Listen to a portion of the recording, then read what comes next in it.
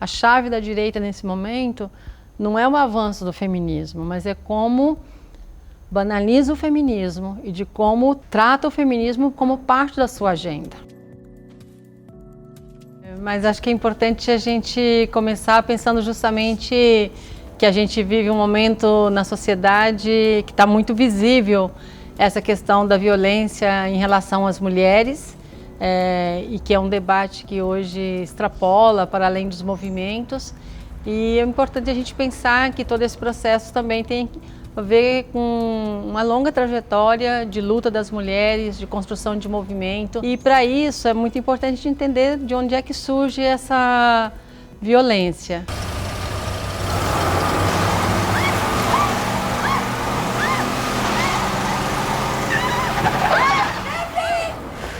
E sempre que a gente vai falar da vida das mulheres, da que são as relações de desigualdade na sociedade, a gente parte de pensar que nós vivemos numa sociedade patriarcal. E o que nós chamamos de uma sociedade patriarcal?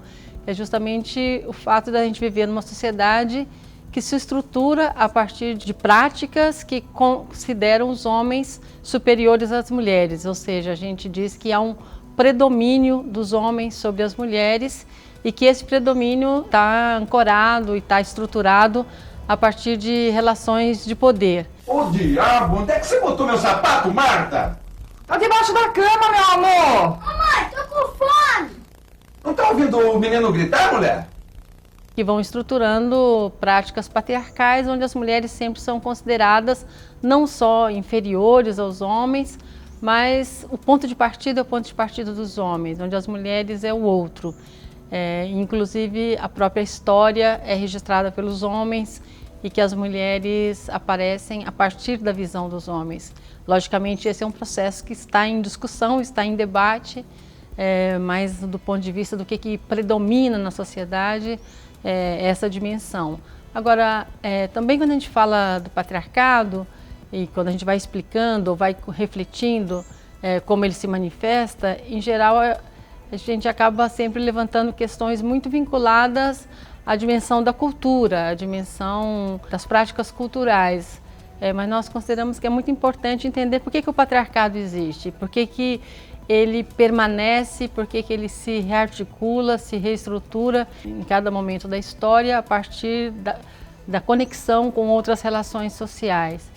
E aí o que nós temos acumulado como feministas de reflexão, primeiro é que o patriarcado não é algo que tem a ver com a natureza humana, como muitas vezes parece, que é uma construção histórica que nem sempre existiu, e o importante é a gente ir entendendo o que são os processos sociais que constituem então essa forma de dominação, essa forma de superioridade dos homens em relação às mulheres. ثانية واحدة خليك معايا يا رمزي. بتكلم مش سامع بتكلم. Todas as relações sociais de opressão, de desigualdade, de dominação, elas sempre estão estruturadas a partir de uma base material. Ou seja, tem alguma dimensão concreta da existência que significa que um setor tem, ou que um grupo social tem privilégios ou se apropria de elementos de outro grupo social. E no caso dessa relação patriarcal, que nós chamamos também de opressão das mulheres, nós consideramos que a base material está estruturada a partir da divisão sexual do trabalho.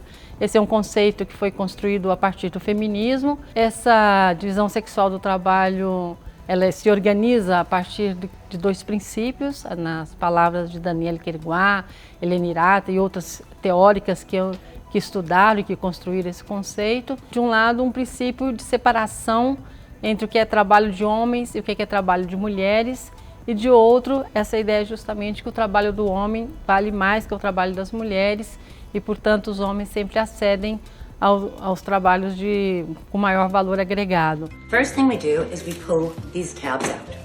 Then you fold it over.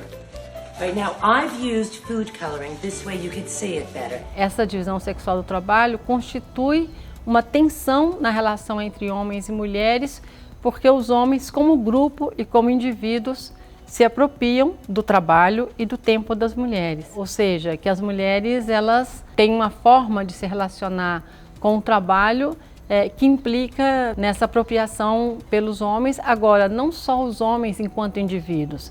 A questão é justamente pensar como que isso estrutura em nível da sociedade e, portanto, como que, pensando nós no capitalismo, a classe burguesa, a classe dominante no capitalismo se utiliza dessa dimensão da divisão sexual do trabalho justamente para ter essa apropriação diferenciada do trabalho das mulheres. E o que significa isso? Significa que trabalho é aquilo que se realiza na produção, fora da casa, que tem valor de troca no mercado. E tudo aquilo que é realizado em casa, no trabalho doméstico, de cuidados, é considerado um não trabalho. O que o feminismo veio fazer foi justamente questionar essa redução do conceito de trabalho pelo capitalismo e dizer que trabalho é muito mais do que aquilo que tem valor de troca no mercado, mas tudo aquilo que é necessário para sustentar a vida humana. E, ao mesmo tempo, mostrar como as mulheres estão simultaneamente no trabalho doméstico de cuidados e também no trabalho considerado para produção ou para geração de valor. Por mais que na nossa sociedade sempre se trabalha a ideia de que o lugar primordial das mulheres é na casa, é cuidando dos filhos, desde esse lugar da família, e como se o cuidado dos filhos tivesse a ver com uma extensão do fato de que nós mulheres somos as que parimos, somos aquelas que reproduzimos do ponto de vista biológico. Essa construção, então, de dizer que as mulheres fazem uma extensão, tem a ver com a sua biologia, e como uma essência feminina, é uma forma de ocultar justamente o papel econômico desse trabalho.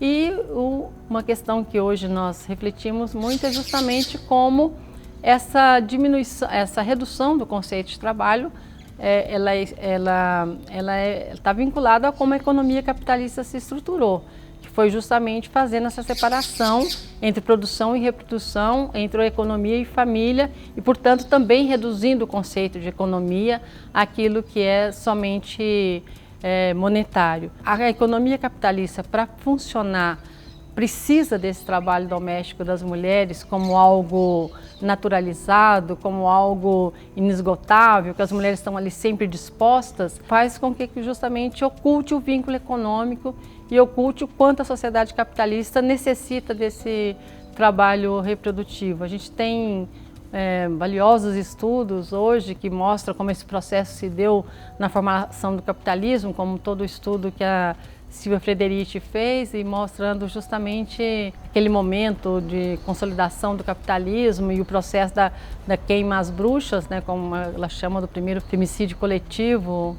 na humanidade, como forma de impedir que as mulheres estivessem, inclusive que as mulheres estavam na vanguarda, na luta contra as formas de dominação capitalista, mas ao mesmo tempo de ir desvalorizando o trabalho das mulheres, empurrando e confinando as mulheres no trabalho doméstico quase que como um castigo, né, como um confinamento, e de uma forma desvalorizada e controlada pelos homens.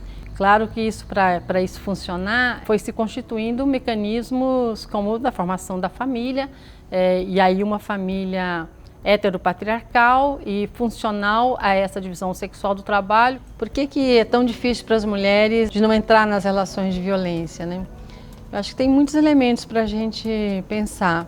E, de novo, fazendo relação com uma outra coisa que poderia parecer mais simples, é a dimensão do trabalho doméstico, né? A Helena Hirata, que trabalhou muito aquele conceito da servidão voluntária das mulheres ao trabalho doméstico, e ela faz essa pergunta justamente não em relação às mulheres mais vulneráveis economicamente, que não tem como ter outra saída, mas ela fala inclusive de mulheres que têm empregos, altos salários, são, entre aspas, emancipadas, mas continuam fazendo o trabalho doméstico, né?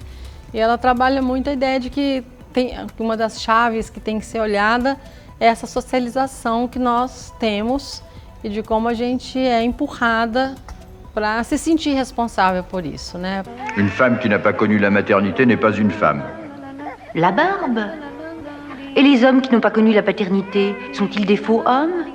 As elites, muitas vezes, elas já estão construindo respostas ou práticas para o que elas estão querendo e que ainda não estão totalmente visíveis para nós, os oprimidos e oprimidas, né? Então, por exemplo, hoje a gente aqui no Brasil, na América Latina como um todo, a gente está com essa consciência, com essa ideia de que tem um crescimento do feminismo, que esse feminismo está muito amplo, está enraizado em vários setores, mas tem todo um debate nesse momento da crise do capitalismo e de como os setores dominantes, por que os setores dominantes nesse momento dessa crise capitalista está precisando agenciar o conservadorismo, inclusive com essa dimensão que aqui no Brasil a gente vê da ideologia de gênero, agora com a votação dos estatutos da família, né? Inclusive se a gente pensar que no momento anterior, se a gente olha desde os Estados Unidos, que é a metrópole, vamos dizer, do imperialismo, né? O que os Estados Unidos estava vivendo nesse momento anterior? Uma ideia de crescimento a partir de uma visão de incorporação do multiculturalismo e a ideia de uma ampliação das liberdades individuais, do crescimento das mulheres em setores como das executivas e também de mais liberdade nesse tema LGBT, né? LGBTI, né? Então, não é à toa que nos últimos anos, em vários países, o reconhecimento da união civil, o reconhecimento do nome social, e agora você tem uma cruzada conservadora, fundamentalista contra isso.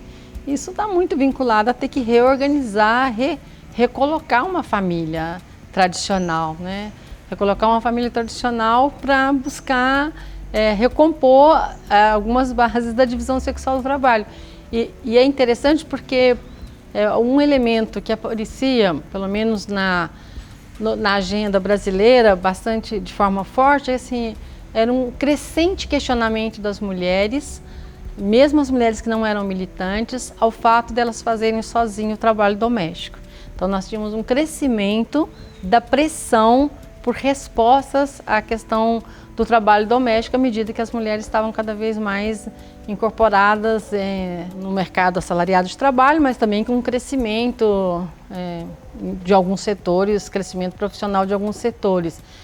Me lembro nos últimos anos aparecendo muito essa dimensão da visibilidade que fazer trabalho doméstico sozinha em casa era injusto em mulheres de vários setores sociais, não só nas mulheres militantes, não só nas mulheres mais pobres da classe trabalhadora.